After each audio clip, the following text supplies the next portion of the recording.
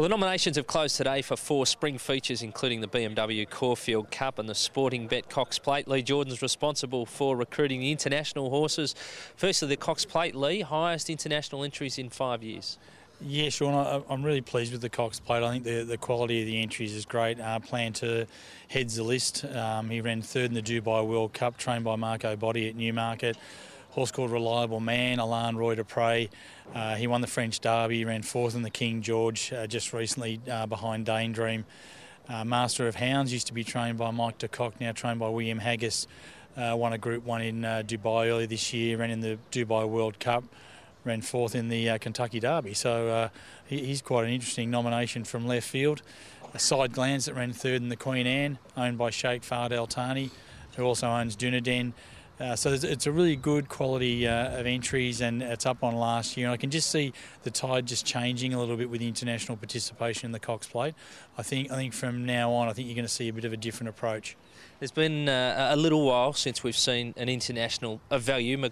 Macau's horse, Lawanyat Forever, was there a couple of years ago, but it's been a real concerted effort between you and the Moonee Valley Racing Club to lift that international representation this year. Yeah, I have to congratulate the Moonee Valley Racing Club. They've put together a strategy of inviting 10 horses from around the world, all expenses paid, similar to they do in Hong Kong, Japan, other parts of the world.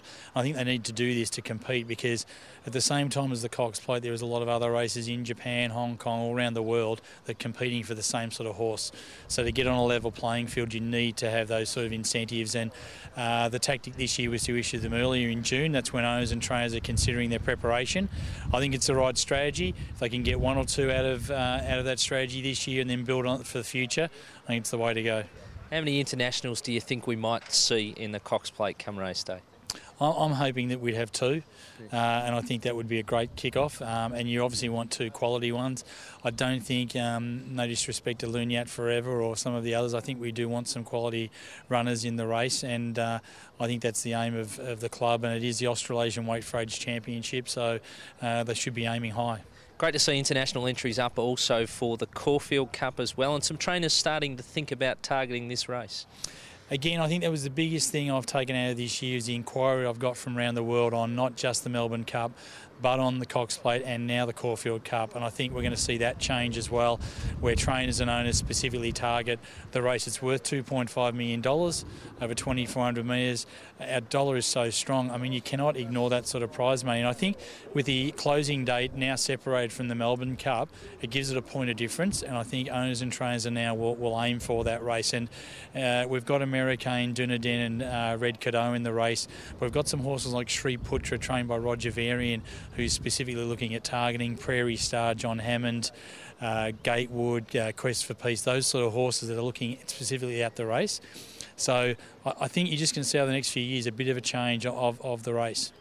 It's going to be an exciting time, looking forward to it. Just quickly on the sprinters whilst we've got you, no Black Caviar this year, no Hay List. Has that helped your cause in terms of enticing an international sprinter down potentially? Well, I don't know if the trainers they haven't specifically said to me we'll come because she's not here, but Patrick Shaw with Rocket Man and Atto has shown some interest, and Rocket Man, a champion sprinter, and also Casper Founds with a horse called Lucky 9 that won the Hong Kong Sprint last year. We've also had some Europeans have showed a little bit of interest as well, so hopefully we can get a couple of sprinters also to add to the mix. Thanks for your time, Leigh.